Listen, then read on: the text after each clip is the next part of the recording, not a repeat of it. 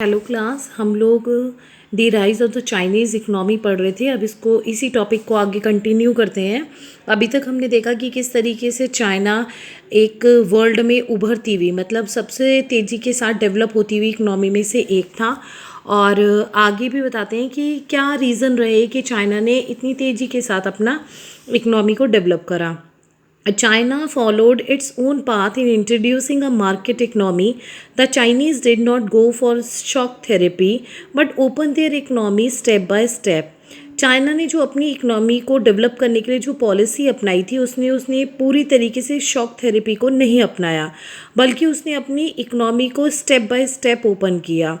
The privatization of agriculture in 1982 was followed by the privatization of industry in 1998. China ने अपनी agriculture को 1982 में privatise किया और 1998 में अपनी इंडस्ट्रीज़ को प्राइवेटाइज किया। Trade barriers were eliminated only in special economic zone, जिसे सेज बोलते हैं, where foreign investors could set up enterprises. साथ में उसने जो ट्रेड बैरियर, चाइना ने जो ट्रेड बैरियर रिमूव करे वो केवल अपने सेज स्पेशल इकोनॉमिक जोन से ही रिमूव करे थे। In China the state played and continues to play a central role in setting up a market economy.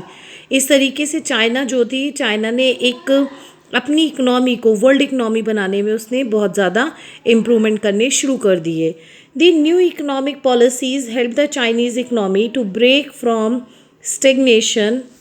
A privatization of agriculture lead to a remarkable rise in agriculture production and rural income. China ने जो अपनी agriculture को privatize किया उससे क्या result निकला कि उसकी जो एग्रीकल्चर प्रोडक्शन था वो बहुत तेज़ी के साथ बढ़ा, और जब प्रोडक्शन ज़्यादा बढ़ा तो रूरल इनकम जो थी वो भी बहुत हाई हो गई। High personal savings in the rural economy lead to an exponential growth in rural industry. जैसे ही रूरल इनकम बढ़ी तो अब जितने भी रूरल एरियाज़ के लोग थे उनकी जो सेविंग्स थी वो भी हाई हुई, और इस तरीके से जो रूरल इंडस्ट्री थी उसने बहुत तेज़ी के साथ चाइना में ग्रो करना शुरू कर दिया। The Chinese economy including both industrial and agriculture grow at a fastest rate. China की जो इकनॉमी थी और इकनॉमी में जो इंडस्ट्री थी और एग्रीकल्चर थी वो दोनों एक साथ बहुत तेज़ी के साथ डेवलप हुए। The new trading laws in the creations of a special economic zone lead to a phenomenon rise in the foreign trade. China has become the most important destination for foreign direct investment anywhere in the world.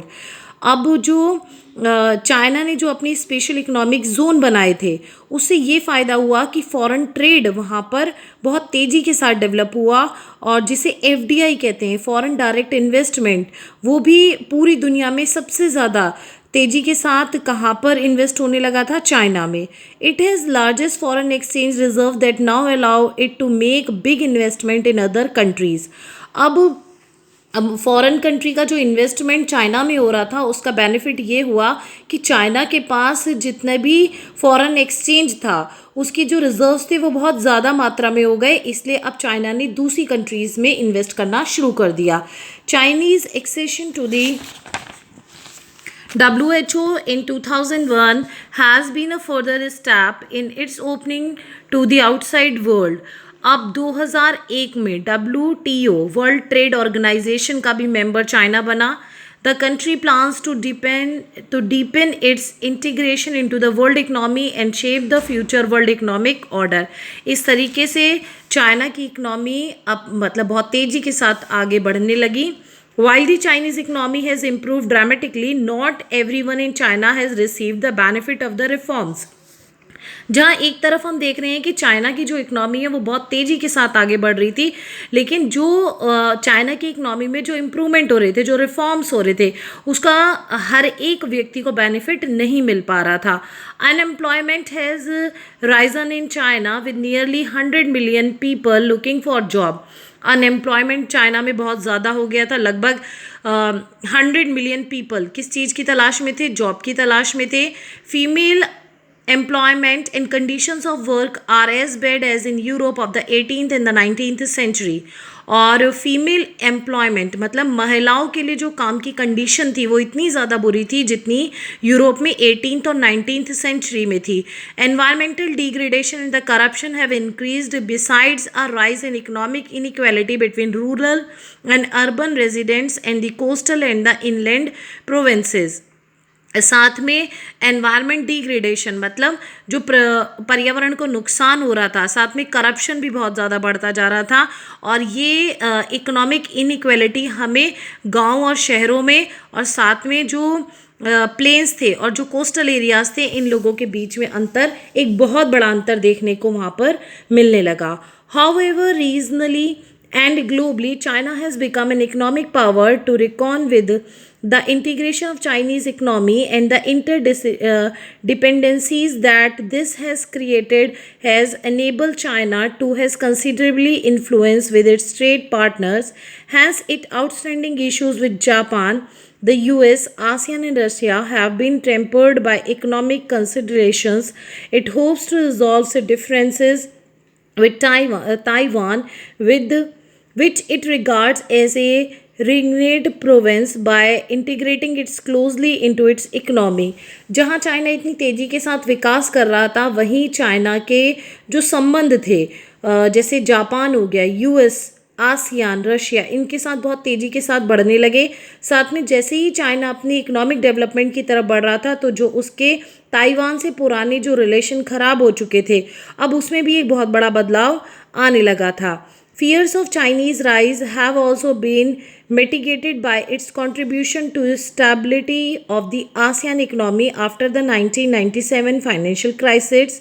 साथ में China जो इतनी तेज़ी के साथ अपनी economy का development कर रहा था उसने आसियान कंट्रीज़ का जो ये ग्रुप था, आसियान जो है ग्रुप, इसमें 1997 में एक फाइनेंशियल क्राइसिस आया, उसमें सबसे ज़्यादा मदद किसने करी थी? चाइना ने. Its more outward looking investment and aid policies in Latin America and Africa are increasingly projecting it as a global player on the side of developing economies. साथ में अब चाइना ने अपने आउटवर्ड मतलब चाइना ने अब बाहर की तरफ भी इन्वेस्ट करना शुरू कर दिया था और उसने अपनी जो पॉलिसीज़ बनाई थी अब वो किसके साथ वो ट्रेड करना उसने स्टार्ट कर रहा था? लैटिन अमेरिकन कंट्रीज़ के साथ और अफ्रीका की कंट्रीज़ के साथ. तो इस तरीके से अब जो चाइना था वो इकोनॉमी में एक ग्लोबल प्लेयर मतलब अब वो पूरे विश्व में उसका जो इकोनॉमिक इफ़ेक्ट था अब हमें पूरे दुनिया में देखने को मिल रहा था. तो इस तरीके से हमने देखा कि चाइना कितनी तेज़ी के साथ डेवलप होने वाली इकोनॉमी बन गया. और नेक्स्ट वीडियो में अब हम लोग पढ़ेंगे India and China relations. Thank you.